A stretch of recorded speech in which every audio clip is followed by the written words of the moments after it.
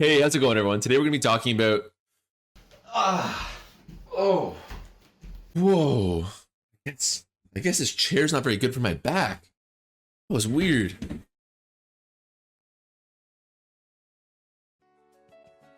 This ought to do it, I guess. Anyways, today's video is going to be on the move absolutely warping the metagame right now, Future Sight. It was originally just a cool tech that a couple people stumbled upon, has now become a foundational basis for a lot of teams' offense, and today I'm going to explain why. First things first, let's talk about the mechanics of the move. Future Sight is a psychic type move that has a whopping 120 base power. The catch with it is that it doesn't work immediately, like pretty much every other move in Pokemon. With Future Sight, the move instead activates 2 turns after it's used, at the end of the turn. And no, in case you're wondering, you can't just spam the move and get off 4 in a row. Now, if you're anything like me, when I was a kid and I first stumbled upon the move in the actual games, your first thought is probably something along the lines of, why? Why not just use a move that attacks this turn and hurts the opponent right in front of you? Not to mention, the move might be strong down the road, but if your opponent's smart and can easily anticipate it, can't they just swap out to a psychic type or a steel type to easily wall it? Or even better yet, a dark type which is completely immune to the move to begin with? Well, it really comes back to how pivot heavy the metagame is right now.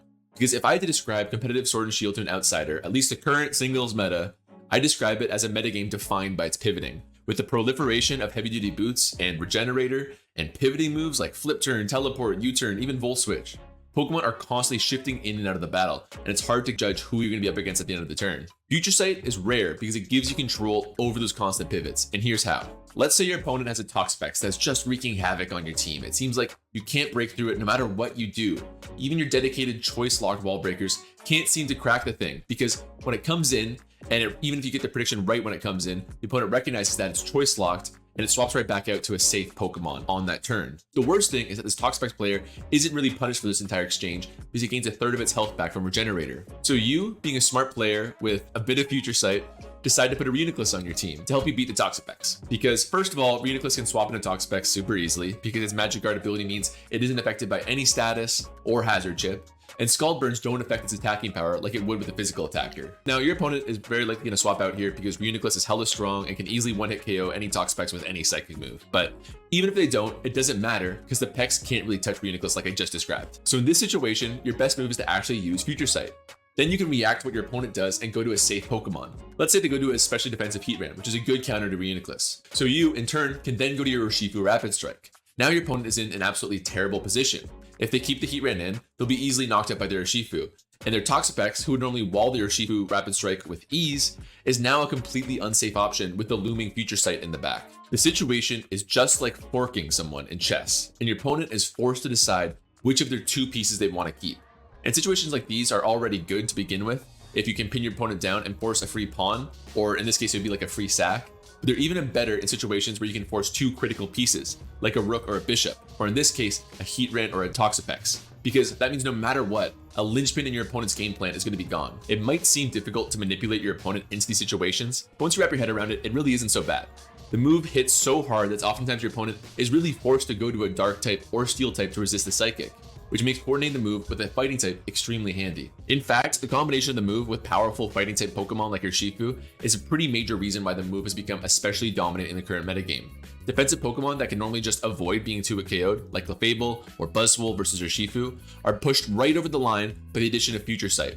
If the Pokemon has low SPDEF like a Hippowdon, the move becomes even better. I touched on this in my mixed attackers video, but most defensive walls nowadays are forced to run either max special defense or max physical defense. So a combination of attacks that can attack on both sides can be really hard to deal with. Now, it's fun to talk about Future Sight with a fun offensive Pokemon like an Alakazam or a Reuniclus, where again, the move is this huge nuke that's so powerful that it hangs over your opponent's head like a sword of Damocles. But the fact is, the best abuse of the move right now is just plain old Slowbro, in addition to his cousins like Slowking and Slowking Galar. Now, I could easily spend a whole video breaking down what makes Slowbro good, because frankly, there's a lot, but if you'll forgive some blatant self-promotion, I've already done so when I already talked about how heavy-duty boots actually benefits defensive Pokemon more than offense, or when I talked about how teleport is so amazing, or even my rant right here on my Scald is so good.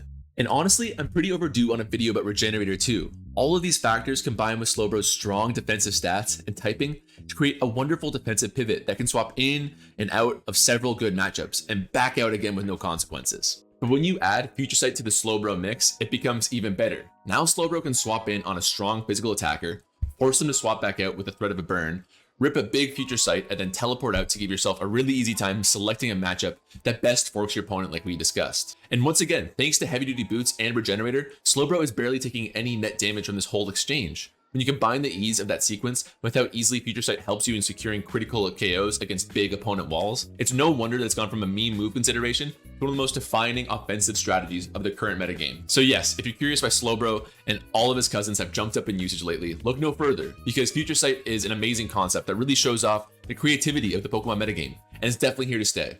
Try mixing in some Future Sight support into some of your own teams, because it's not only a very strong concept, but in my opinion, it's also an important learning tool for new players. Because playing with or even against Future Sight will teach you how to start making game plans several turns ahead, instead of just tackling your battles one move at a time. Trust me, there's nothing more satisfying than lining up your opponent perfectly with a Future Sight and forcing a big hit like my back. God. Ugh. I guess it wasn't the chair after all. But that's going to do it for me today. I hope you all enjoyed the video. If you do have any more questions about Pokemon or Pokemon mechanics, be sure to ask me in the comments of this video or in my Discord or Twitter or even on my Twitch. As usual, likes and comments are super appreciated. They always help the channel grow. So thanks a lot for that as always. But take it easy. I'll see you next time.